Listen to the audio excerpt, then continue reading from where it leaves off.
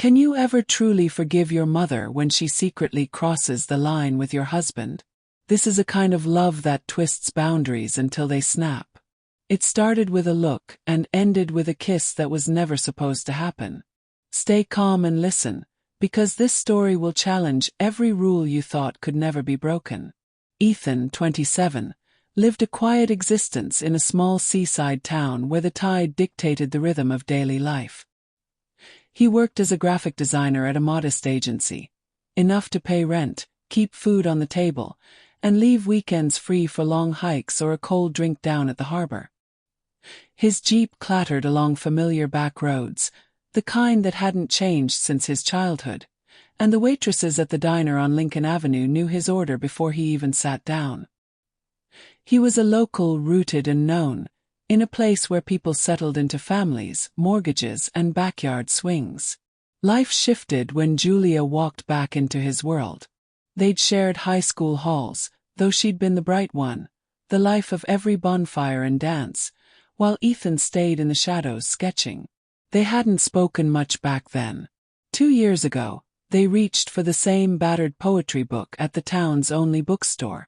That single moment unfolded into a conversation that lingered late into the evening. Coffee dates followed, and slowly, without intending it, they fell into a love that became impossible to deny. Within 2 years they were engaged. Julia's energy and warmth filled the quiet spaces in Ethan's life until they made sense again. "You make everything feel clear," he once told her as they strolled the shoreline at sunset, her hand laced through his. She leaned into him, smiling, and whispered, "So do you." Julia's family appeared flawless on the surface. Her mother, Margaret, had a graceful way about her. Poised, thoughtful, a retired teacher with an eye for books and a voice that steadied a room. Years earlier she had taught Ethan in school, always encouraging his drawings, often handing him reading lists of obscure authors. When Julia introduced him as her boyfriend, Margaret welcomed him easily, pulling him into long conversations that felt oddly grounding. She carried a stillness that drew people near, an ability to make every exchange linger. One summer evening after a family barbecue, Margaret sat with Ethan on the porch while fireflies winked across the yard. "Julia's lucky to have you," she said softly, eyes cast toward the trees. He nodded, uncertain why her words echoed in his chest long after he left. That was the beginning of something unspoken, subtle but undeniable, a shift that unsettled him in ways he didn't yet admit. To him, Julia's family seemed a model of stability. Margaret and her husband Peter hosted dinners where laughter spilled across the table and glasses clinked without pause.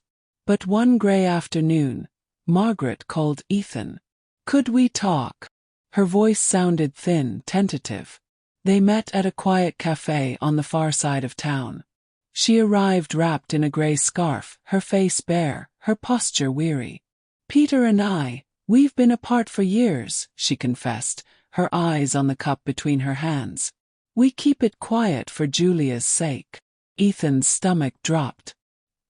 He replayed images of Peter laughing around the family table, masking everything. "Why tell me?" he asked. Her gaze lifted, steady and heavy. "Because you're part of this family now. I wanted you to know." That confession shifted their balance. Vulnerability had cracked Margaret's careful shell, and Ethan suddenly felt a pull he hadn't expected. Their texts grew more frequent, snippets about books, shared memories of his time in her classroom, exchanges that looked harmless but hummed with weight. One night, while Julia was out with friends, Margaret sent a message. "Rereading Neruda tonight. It reminds me of you." Ethan stared at the words before replying. "Sometimes it feels like we're in the same space." He hit send, pulse racing. That spring, Julia's closest friend, Hannah, returned from the city. With her quick wit and short dark hair, she slipped back into Julia's life like she'd never left. To Julia, Hannah was family, the kind who knew her story from beginning to now.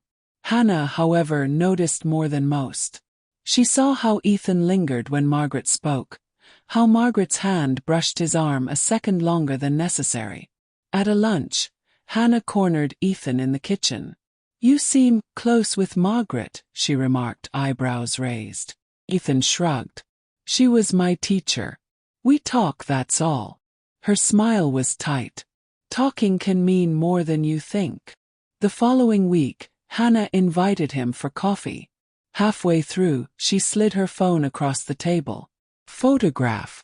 Ethan and Margaret at that tucked-away cafe, leaning close, their faces intent. "A friend saw you," Hannah said flatly. "That doesn't look like just talking." Ethan's throat tightened. "She was telling me about her marriage. That's all." But the words sounded thin. Hannah leaned in. "Julia is like my sister. If you're crossing a line, end it now." Her warning clung to him. Nights grew restless. Margaret's messages, once a comfort, now carried the weight of betrayal. At work, his co-worker James noticed his distraction. Over beers, Ethan admitted more than he intended. Margaret's loneliness, Hannah's suspicions, his own confusion. James shook his head. "You think you're helping her, but what are you really looking for? You've got Julia. Don't risk it for something you'll never be able to keep." Ethan stared into his glass. "She makes me feel like I matter." James sighed. "That feeling will ruin you if you let it." Even Lily, the quiet barista at his regular cafe, seemed to sense his turmoil. One afternoon she set down his drink and said gently, "You look like you're carrying too much." He looked up. "You ever make a mistake you couldn't undo?" She nodded slowly. "I almost fell for my best friend's fiancé once. Didn't act on it, but I didn't stop it either. Lost them both anyway." Her words landed deep. "How do you move on?" he asked. "You don't," she replied. "You just learn to do better next time." The breaking point came one evening while Julia was out. Ethan drove to Margaret's house uninvited. She opened the door, surprised, but let him in. They sat on the couch, silence pressing in. Their hands brushed and lingered. Then he leaned in. Their lips touched, soft, trembling, wrong. They pulled apart instantly, but the line was already broken. "We can't," she whispered. Yet her eyes betrayed her words. That night Julia came home earlier than expected. Ethan's phone lit up on the table with a new message. From Margaret. "I'm still shaken from tonight." Julia picked it up. Her breath hollowed as she scrolled. The next morning she confronted him. Her voice controlled but cold. "What were you doing with my mother?" He stammered. "We just talked." Her eyes hardened. "Talking doesn't leave midnight confessions." He packed a small bag. "I'm staying with Hannah. Don't come after me."